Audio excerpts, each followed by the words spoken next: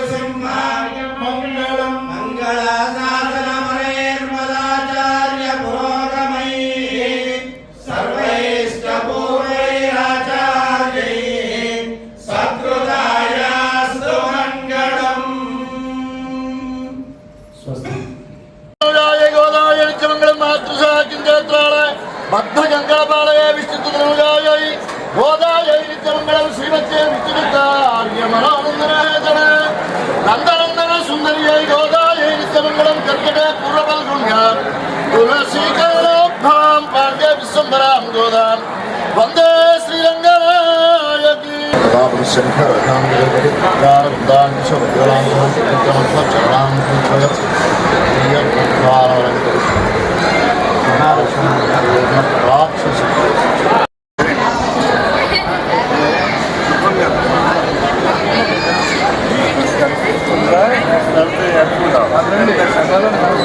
మీకు ఎక్కడ కనిపిస్తే అక్కడ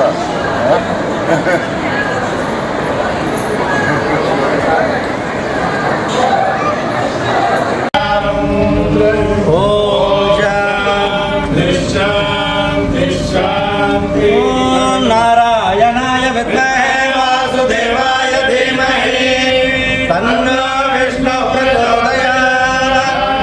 ఓం మహాదేవ్యై చ విద్మహే తన్నో